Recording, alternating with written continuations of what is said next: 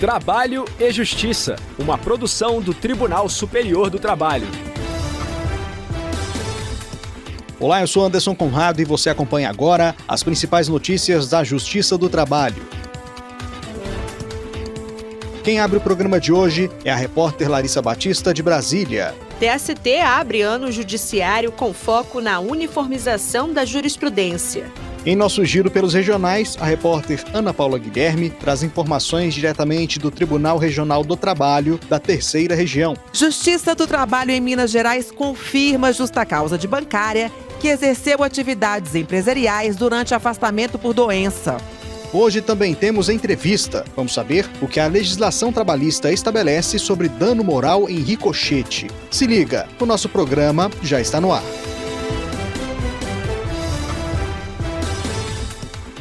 O Tribunal Superior do Trabalho realizou a abertura do ano judiciário de 2025, em sessão do órgão especial. Saiba mais com a repórter Larissa Batista. O presidente do TST, ministro Aloísio Corrêa da Veiga, reiterou o propósito da Justiça do Trabalho de despertar com mais força o desafio de uniformizar a jurisprudência trabalhista, com o julgamento das questões repetitivas e promover a estabilidade, a coerência e a força qualificada das decisões da Corte. O presidente ressaltou que assegurar direitos básicos e aumentar a produtividade estão entre os principais objetivos. A sociedade está à espera de nós a uma ação proativa com o fim de promover e dar concretude aos princípios fundamentais previstos na Constituição Federal, dentre eles o resgate da dignidade da pessoa humana. Para que isso aconteça, tenhamos que solucionar as questões que nos são submetidas e garantir o primado da Constituição e da lei numa resposta atual e contemporânea ao fato, a respeitar a razoável duração do processo. Não há justiça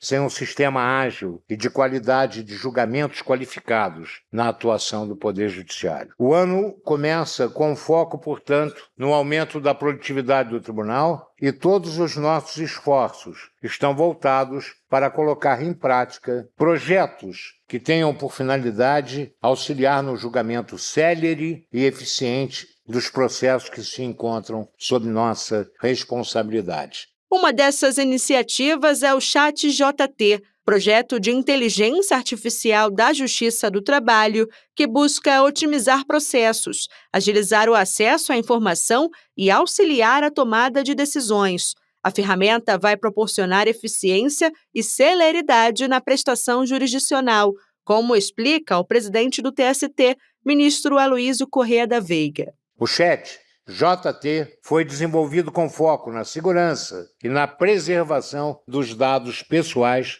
garantindo total sigilo e confiabilidade. Juízes e servidores poderão utilizá-lo para pesquisa de jurisprudência, elaboração de documentos e muito mais. A Justiça do Trabalho que todos desejamos está pautada no esforço concentrado de qualificar seus precedentes. E, para isso, não apenas os esforços dos seus juízes são suficientes. É necessário o esforço de todos, advogados, servidores, todas as instituições integradas ao Poder Judiciário.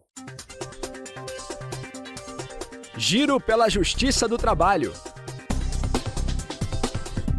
A Justiça do Trabalho manteve a dispensa por justa causa aplicada a uma bancária. Ela exerceu atividades empresariais paralelas durante o período em que estava afastada do serviço por motivos de doença, com indicação médica de repouso. A repórter Ana Paula Guilherme, diretamente do Tribunal Regional do Trabalho da Terceira Região, em Minas Gerais, conta os detalhes do caso pra gente. Sindicância interna revelou que o banco recebeu denúncia anônima de que a empregada vendia peças de lingerie e realizava eventos, como chás de lingeries. Foi apurado que o telefone e o e-mail da loja eram os mesmos informados pela trabalhadora ao setor de RH. Ao julgar o caso, a juíza Fernanda Cristine Nunes Teixeira, em atuação na 43ª Vara do Trabalho de Belo Horizonte, reconheceu a falta grave, consubstanciada em ato de improbidade, nos termos do artigo 482 da CLT. Para a magistrada, ficou evidente a violação ao princípio da boa-fé inerente ao contrato de trabalho. Em grau de recurso, os julgadores da 4ª turma do TRT-MG mantiveram a sentença, mas ainda cabe recurso ao TST. Entrevista. Você já ouviu falar em dano moral em ricochete? Esse é o tema da entrevista de hoje, realizada pela repórter Larice de Paula. Acompanhe. Eu converso agora com a juíza substituta na 4ª Vara do Trabalho de Diadema, em São Paulo, Yasmine Omena. Juíza, seja muito bem-vinda ao nosso programa. Muito obrigada, Larice.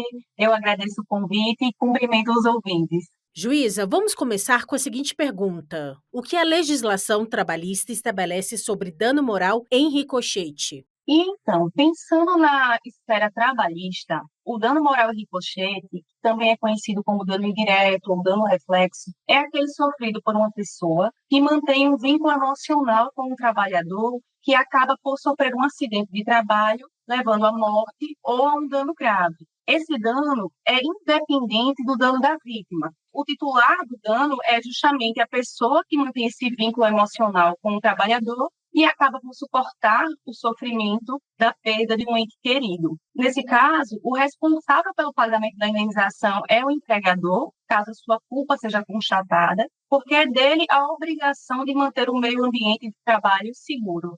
Juíza, a senhora poderia citar exemplos de situações em que o dano moral em ricochete é reconhecido? O exemplo mais comum de dano ricochete é aquele que é pleiteado em razão do falecimento do trabalhador por um acidente de trabalho, como é o caso da explosão de uma máquina ou o desabamento de um telhado. Há também os casos em que o trabalhador falece em razão de doença que tem ligação direta com a natureza do seu trabalho, como, por exemplo, a silicose, que é uma doença respiratória decorrente do contato contínuo com a poeira da sílica, que é muito comum em atividades de mineração e da construção civil. Mas não só o óbito do trabalhador justifica o pedido de dano em ricochete. Em casos de acidentes graves, em que o trabalhador acaba por ficar totalmente incapacitado, como no caso de uma tetraplegia, visto que aqueles familiares acabam por vivenciar esse sofrimento do trabalhador, e há também a alteração de toda a dinâmica familiar. Então, o dano moral em ricochete não está apenas relacionado a acidente de trabalho? Ele é relacionado aos acidentes de trabalho, sim, mas no caso não relacionado estritamente ao falecimento do trabalhador. Caso o trabalhador ele fique incapacitado, como no caso de um trabalhador que passa a ficar tetraplégico, também é possível o pedido do dano em ricochete. Ele é relacionado aos acidentes de trabalho que venham a causar o óbito ou um dano grave ao trabalhador, levando à sua incapacidade total e permanente. Quem pode ser legitimado a solicitar indenização por dano moral em ricochete? Há algum tipo de pré-requisito ou limitação? Bem, o mais comum é que as pessoas que ajuizam a ação pleiteando o dano em ricochete sejam os familiares próximos da vítima, aqueles que fazem parte da sua convivência dentro do núcleo familiar. Aí estão os pais, os irmãos, filhos ou cônjuges.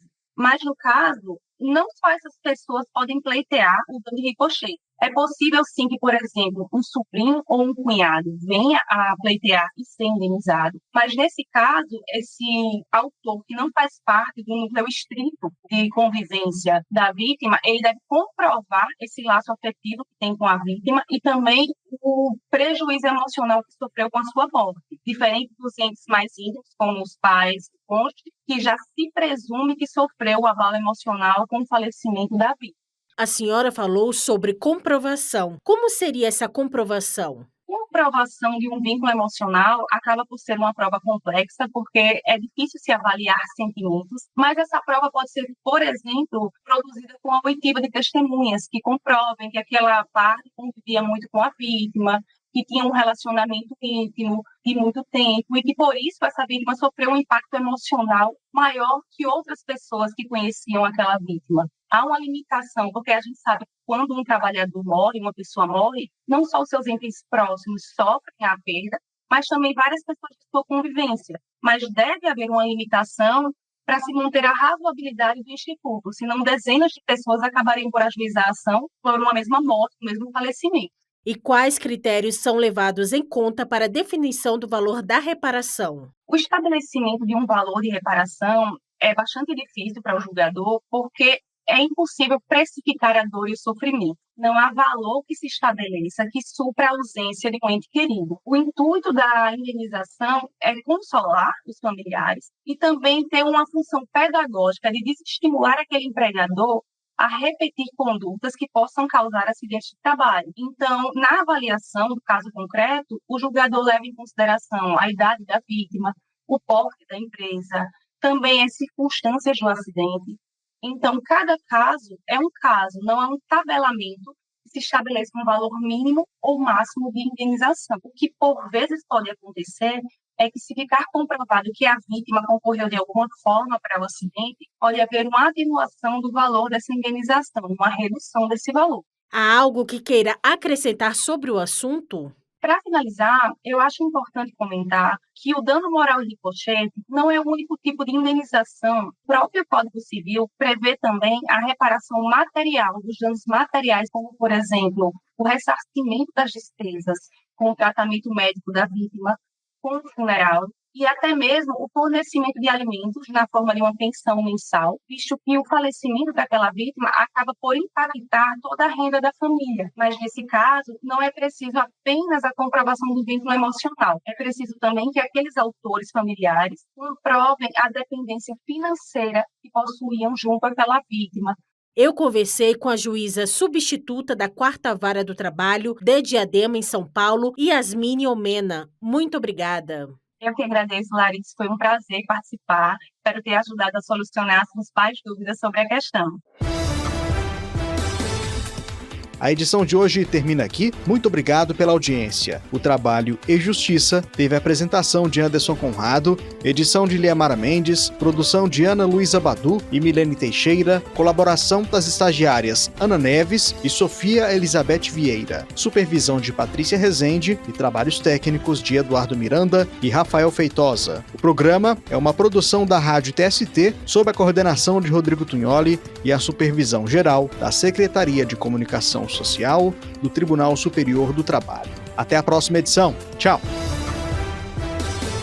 Trabalho e Justiça, uma produção do Tribunal Superior do Trabalho.